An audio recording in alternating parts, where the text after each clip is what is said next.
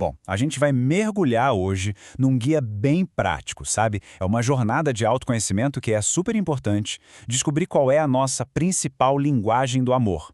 E tudo isso baseado no trabalho incrível do Gary Chapman. Pois é, essa é a pergunta de US$ 1 milhão, né? O que faz a gente se sentir amado de verdade? Todo mundo quer isso, claro, mas a real é que muitas vezes a gente nem sabe direito do que precisa para que isso aconteça.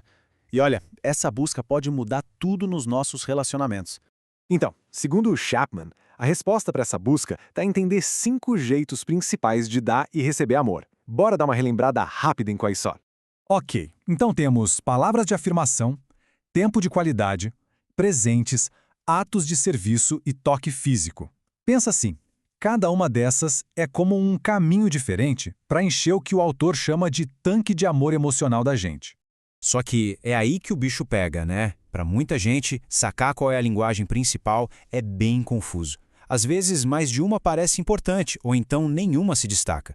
É super comum isso acontecer, viu? Para a gente entender uma das confusões mais comuns nesse processo, vamos dar uma olhada no caso real de um cara chamado Marcos. Ele estava exatamente nesse dilema. O Marcos dizia basicamente isso. Olha, eu não sei. Parece que 2 dessas linguagens são a minha cara. Toque físico e palavras de afirmação. Ele sentia que as 2 coisas eram essenciais. E essa é uma dúvida super frequente. Ainda mais quando o toque físico está na jogada. E aqui está o pulo do gato, a peça que faltava para o Marcos. O autor explica que, principalmente para os homens, é muito fácil confundir o desejo físico, que é algo biológico, né, com a necessidade emocional de se sentir amado, que pode ser expressa pelo toque. Uma coisa é uma coisa, outra coisa é outra coisa, mesmo que elas andem juntas. Aí fizeram a pergunta para o Marcos. Pensa só no cenário. A parte física está rolando, mas ao mesmo tempo a pessoa só te critica, só fala coisa negativa. Como alguém se sentiria? A resposta para isso revela tudo. E pronto, a resposta veio na hora. O Marcos admitiu que se sentiria traído, sabe? Magoado de verdade. Isso deixou claro que a necessidade emocional dele por palavras de afirmação era muito, mas muito mais importante para ele se sentir amado do que o ato físico. E isso nos leva ao método para a gente descobrir a nossa própria linguagem. Beleza? Então, como a gente descobre a nossa, existem 3 perguntas, tipo 3 chaves mesmo, que abrem essa porta do autoconhecimento e ajudam a gente a finalmente sacar qual é a nossa linguagem principal. Bora para a primeira chave. E olha, essa aqui talvez seja a mais reveladora de todas, porque ela pede para a gente olhar não para o que faz bem, mas para o que dói. Pensa um pouco. O que a outra pessoa no relacionamento faz ou deixa de fazer que mais machuca? Aquela dor mais funda, sabe? Ela geralmente aponta para o oposto da nossa linguagem do amor. Se críticas acabam com o dia de alguém, a linguagem pode ser palavras de afirmação. Se a falta de uma mãozinha frustra demais, talvez seja atos de serviço. Certo, vamos para a segunda chave. Se a primeira foi sobre a dor, essa aqui olha para o outro lado. Não porque machuca, mas para aquilo que a gente vive pedindo. É só dar uma analisada nos pedidos mais frequentes que a gente faz no relacionamento. Coisas do tipo, a gente podia passar mais tempo junto, né? Ou, me ajuda aqui com isso. Ou, me dá um abraço. Esses pedidos não são críticas, não. São tentativas diretas de ter nossa necessidade emocional atendida na nossa linguagem principal. E, finalmente, a terceira e última chave.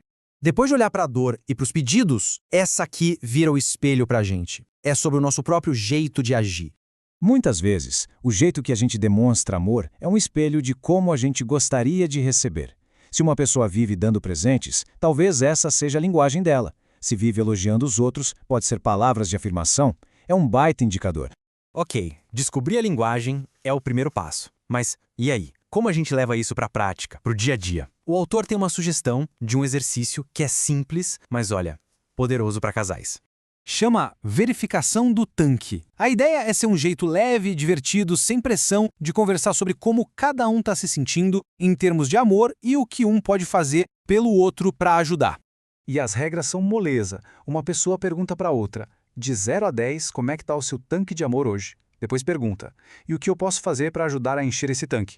A outra pessoa dá uma sugestão bem prática. E aí, trocam os papéis. Simples assim e funciona que é uma beleza. E o resultado disso pode ser surpreendente, viu?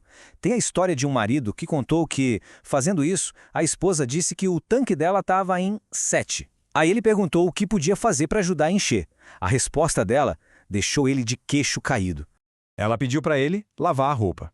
Para ele, na hora, isso não tinha nada a ver com amor. Mas aí, a ficha caiu.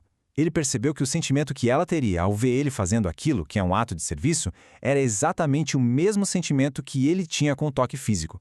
Foi tipo uma revelação, sabe? Então, a gente saiu da confusão e chegou na clareza, né? Com um método e até uma ferramenta prática. Mas a jornada não acaba por aqui não. O ponto principal é esse. Se conhecer é a base de tudo. Saber do que a gente precisa e saber do que a outra pessoa precisa, nossa, isso muda o jogo completamente no relacionamento. E para a gente fechar, fica uma pergunta bem provocadora, que o próprio livro deixa no ar. O que acontece quando alguém descobre a linguagem de amor de quem está do lado e percebe que falar essa língua é algo totalmente fora da sua zona de conforto? Pois é, essa reflexão é o que abre a porta para o próximo passo nessa jornada de amar de verdade.